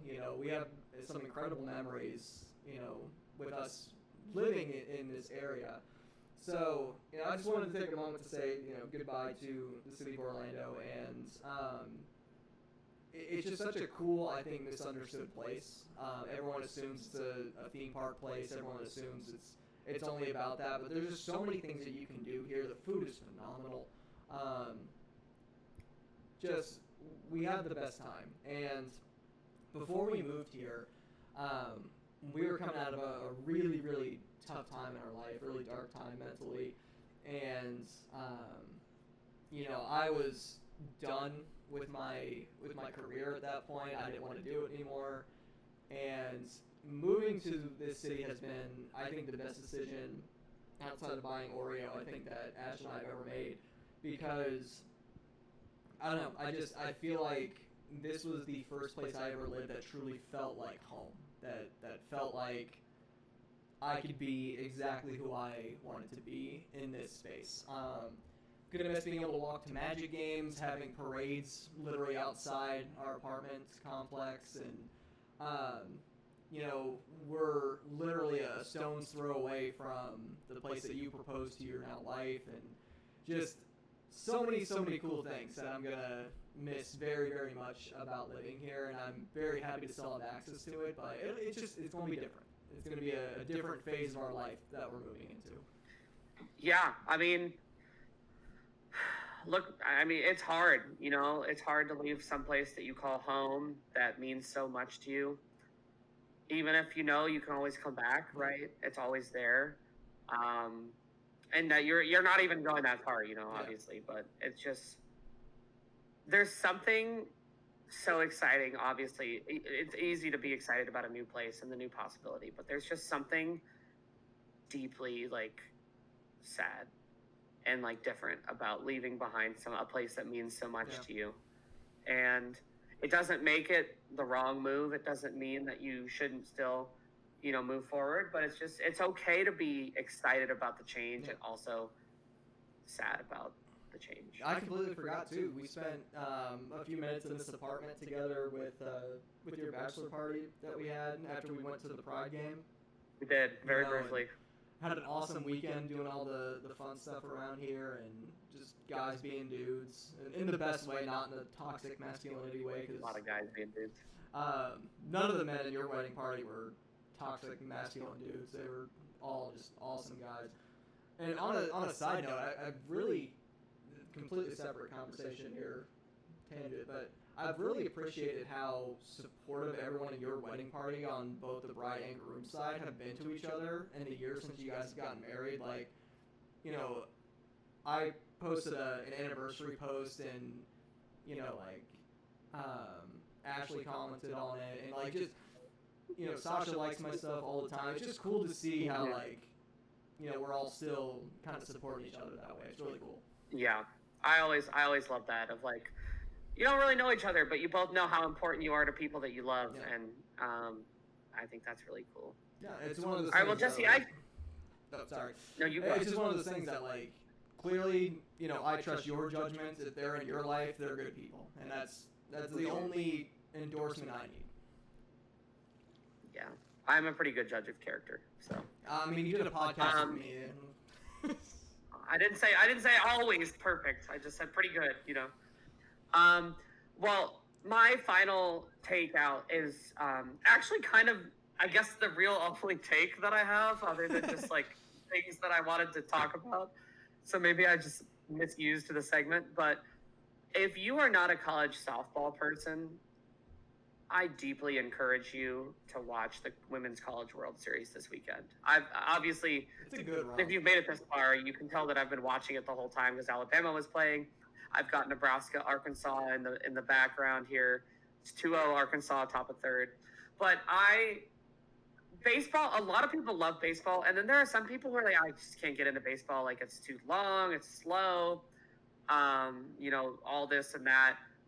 Softball, to me, is like, it's the best spectator sport. It is just so electric to watch.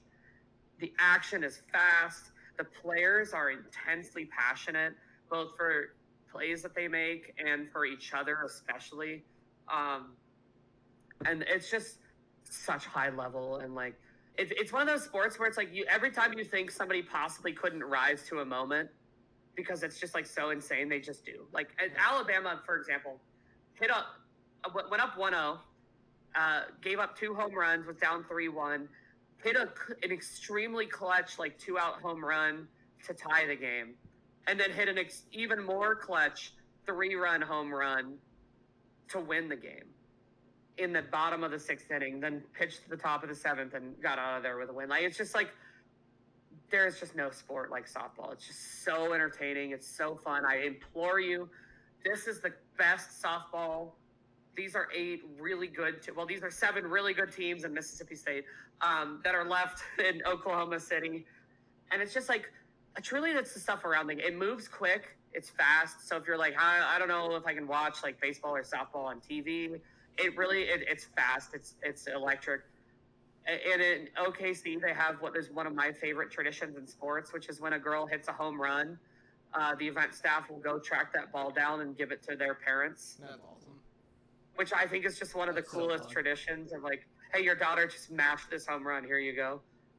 And it's just, every time there's a home run, the whole team is waiting at home plate for the player to get there, and then they mob them, and it's so fun. It's so good. I beg you, if there's one thing you do for me, if you've never seen a softball game, just like fire a game on. You know, you can put it in the background. You don't have to sit and like lock in, but you know, like these are women's college softball. That's the peak. There are pro leagues, but you know, they're not well supported.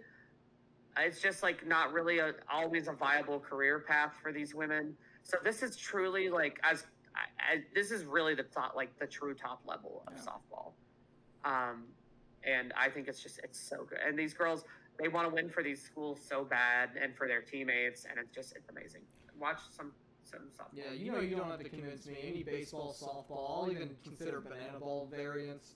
Any of that, you know, I'm there. I grew up playing it. There's just something about some dirt and grass and hitting the ball as hard as you can. You know. And this particular Women's College World Series is a great one to jump in on, because everybody that listens to this pod probably knows because they're sports adjacent enough. But Oklahoma softball has kind of dominated the sport for a long time. And Florida softball before them was kind of a big cheese. This is the first OKC since 2007 without both of them, or at least one of them there.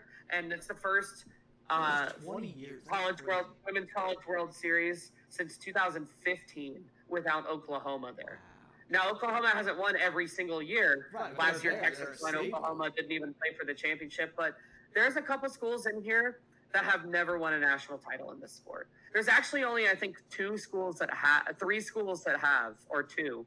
It's Alabama has won it before. Texas won last year. And there's a 3rd school, I think, that's won one. It's just eluding me right now. But just some really good to watch. And it's truly wide open. Alabama's the number 1 seed, but they're not like, a dominant number 1 seed. They didn't even win the SEC. They lost in the championship to Texas. Nebraska has one of the best players on the planet in recent softball memory, who did just serve up a salami. But she's like, if like Paul Skeens was a better pitcher and also was a better hitter than, or she's like if Shohei was better at pitching and hitting. Like, it's just, she's got a .84 ERA and she bats .460. That's disgusting. Like, that is disgusting. like, she's like the best player. And then Texas Tech has Najee Kennedy, who's the first $1 million softball player and is just as clutch as it gets. Alabama has a stacked roster. UCLA has a girl who has set a new single season home run record and like smashed it. She's hit another one tonight against Alabama. I think she's at 42. Oh my gosh. In like 60 some games. It's just truly like insane. It's so many storylines and teams that have a shot. It's awesome. You heard it here first. One last thing that I forgot to mention on here earlier when we were talking about it. I feel like a lot of times with any sports podcast, a lot of times we criticize broadcast teams and broadcast, just how an overall presentation is. I know there was a lot of talk about ESPN's NBA Finals coverage last year, and rightfully so, it was garbage. But yeah. I wanted to give a shout out to Fox, Fox Sports only, not anything else. But I wanted to give a shout out to Fox for their IndyCar coverage. I felt like the broadcast last Sunday really understood the pageantry, and like it just felt like Indy, and it felt like they understood what it meant, and it wasn't some sanitized or just kind of rushed version of it. We got to see every single tradition throughout it, and it felt authentic, and I really appreciated that. I literally said it to my father-in-law multiple times. I was like, they're doing a really good job with this. Like, they're doing a really good job covering basically everything. I don't know really what else I would have wanted from a broadcast, and I just enjoy it, and I felt like they needed to get some credit for that. Yeah, absolutely. Well said, man. Also, we're not going to talk about it because we made a pointed choice not to talk about it without talking about it. Hilarious that neither one of us brought up the lottery.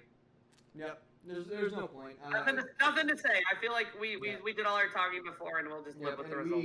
It was inevitable. Before we go, quick score updates.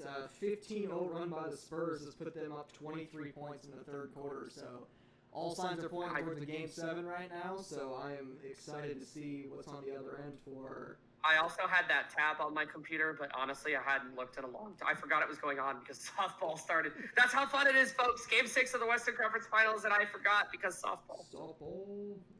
All right. Troy, do you have anything you want to say? He says, more treats, Dad. No, I bet he does. Oh, there he is. Kind of. All right. Show your face. We're going to sign off here. We're going to be back to getting a more regular, and the next time you see me, I'm going to be with my new setup in what's going to be my gaming room, and I'm excited. It'll be a good time. Hell yeah, man. Looking forward to the new digs. All right. Hey, you need to plan your trip on when you're coming down for Halloween Horror Nights.